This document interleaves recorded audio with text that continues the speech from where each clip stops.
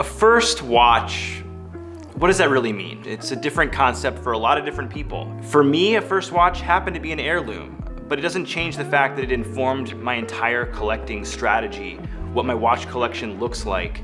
What I have with me today is something I consider to be a quintessential first watch. It's simple, it's steel, it has just enough visual interest, and best of all, it's 40 millimeters in size. Oh, and by the way, it's a Tag Heuer.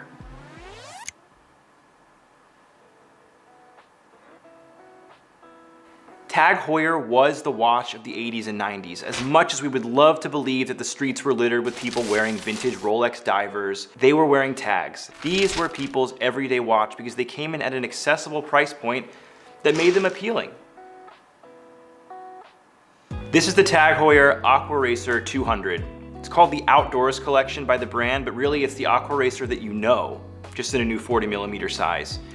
And that really goes a lot longer way than you'd think it would for a watch. I mean, historically, these watches in recent memory have been 43 millimeters.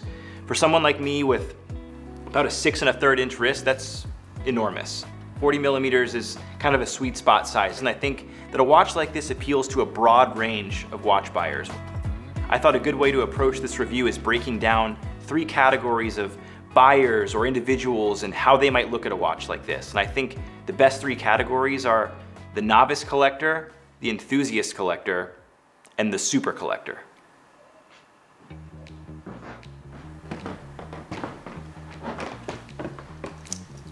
Right? I am the novice collector. So what is it that I'm looking for in a watch? Well, solid build quality, reputable brand, and a watch that's gonna last. I mean, you look at a watch like the 40 millimeter Aqua Racer and you have a well-known brand name. Everybody knows Tag. And a lot of the super collectors or the people who have been in this sort of watch hobby for a long time, they can probably trace their watch history to a Tag Heuer. With a steel bracelet, a steel bezel, it flies under the radar. You can kind of do anything you want with it. At 200 meters water resistance, you can swim with it. You don't have to worry about it getting wet. I mean, a no-hassle watch, an automatic winding watch, which means your wrist moving will wind the watch for you. You just don't have to worry about it ever. And isn't that what you want in a first watch? A watch you don't have to think about? It kind of obviates the need to have more than one watch because it straddles the line between toolish or sporty and a little bit more fancy, a little bit more formal. And that's by virtue of the fact that it has polished center links on the dial, which means when you wear it with something like a flannel shirt, it'll dress down. When you wear it with a suit, it'll dress up.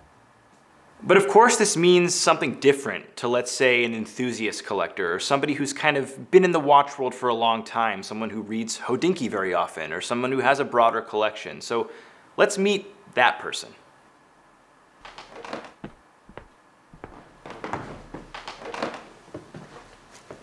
So now I'm the enthusiast. And what am I looking for in a watch? While our novice collector might have a general understanding about what Tag Heuer means as a brand and what it means to purchase a Tag Heuer, the enthusiast has a more nuanced view of what that means and the historical context behind it. They understand that in the 80s and 90s, the Tag Heuer professional line sort of was the ruler of the realm. And I think as an enthusiast collector, you can respect the fact that Tag Heuer making this watch in a 40 millimeter package harkens back to those 80s and 90s watches, and it really means something.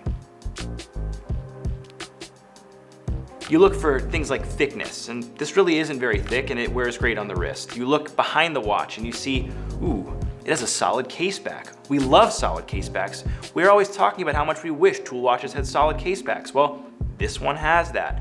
It has an amazing dial that kind of belies the pricing. You can put this in the light and just move it back and forth and watch how this sort of fume style blue gradient dial just does different things depending on how you turn it. They also respect the fact that Tag Heuer has gone the extra step to give this micro adjust capability. You can snap it out if you want to make it bigger, and you can snap it in if you want to make it smaller. A first watch can mean a lot of things. It can mean an everyday watch, and I think that's where this appeals to the enthusiast most. Because some of us might have a watch that we bought maybe 5 or 6 years ago, and it might have a crown on the dial, and maybe it's appreciated so much in value that we just don't feel comfortable wearing it anymore. Well, how nice would it be to get a watch like this? The quintessential kind of tool watch that you can wear every single day and literally not have to think about it. Now, I'll add that there are a couple things that enthusiasts might look at and wonder, does this need to be here? And I'm of course talking about the date window. But let's really look at it. It's at 6 o'clock. It pretty much matches the outer edges of the dial, so it blends in very nicely, and it's pretty unobtrusive. So if you're gonna put it anywhere, I think 6 o'clock is a really great place to start. What's interesting though, is that enthusiasts probably know that TAG Heuer also released a quartz version of this watch this year, right alongside this one. And that watch has no date window, which is very interesting to me because I think that more watch enthusiasts would prefer a non-date version of a watch and also not go and buy a quartz watch. So for TAG Heuer to have sort of put the date on the automatic and no date on the quartz, I find that to be a little bit interesting. And I think that there's something to be said about that, and we should keep a lookout in the future if maybe there's an update to this one, a no date update.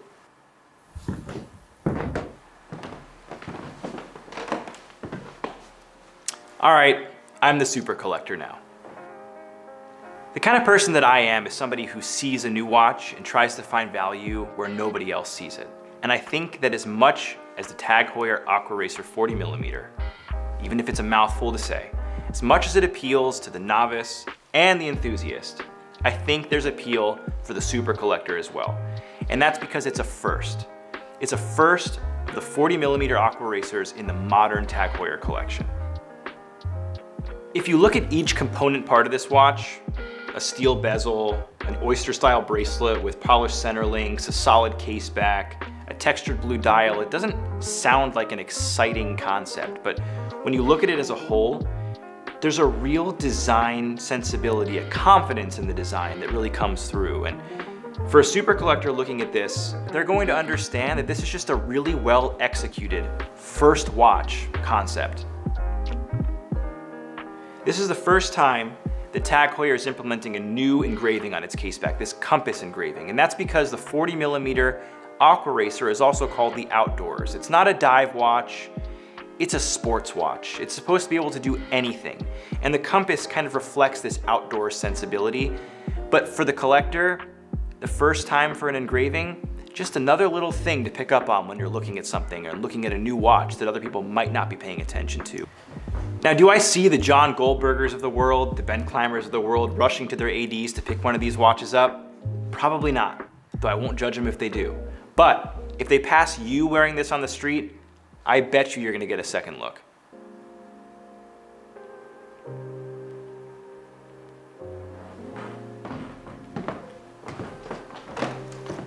All right, that feels much better. I didn't expect to be changing my clothes that many times today, but I know that we walked through 3 archetypes that really were kind of caricatures of individuals or collector types that might look at a watch like this and how they might look at it, but I pull from each one of those in a different way, ways that speak to me. And when I think about buying a watch for the first time, I often think, what if it was my first and only watch? So I can always empathize and relate to the novice.